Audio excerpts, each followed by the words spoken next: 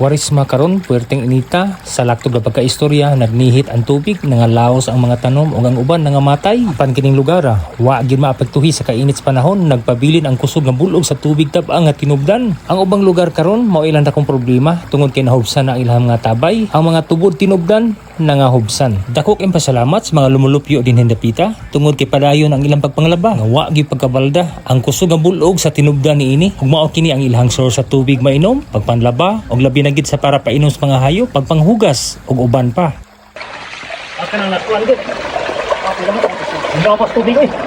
Tugno kay Bert.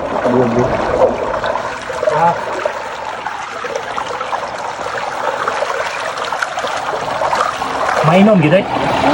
Mainom gid. Tugno gid.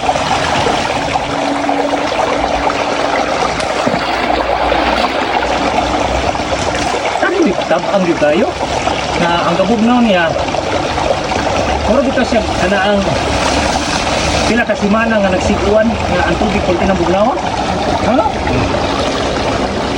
Ano ka init, dala sa tuig.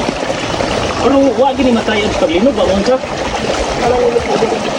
Pero kini sa tinog na mo sa? Nalubog. Nalubog. Anong gisapungan mo ni? Itong pam no? Dili. Awa ka to kanaman pati tubig ya. Ito ko ang tubig.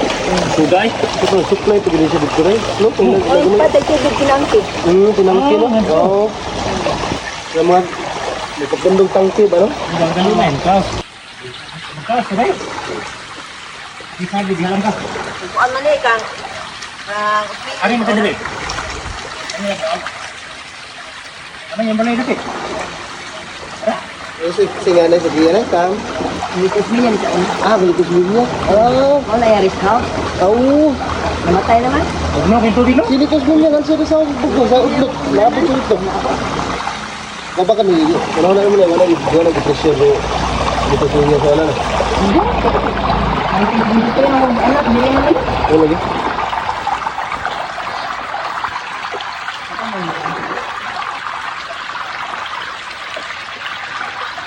Oh, Awa ka tubig kanina sa dito. wala tubig eh. Wala ka rin nagpuwing balaya dre. Asam sila? Nasa abroad? Ito nito. Ito niya. Niya ba? Ah.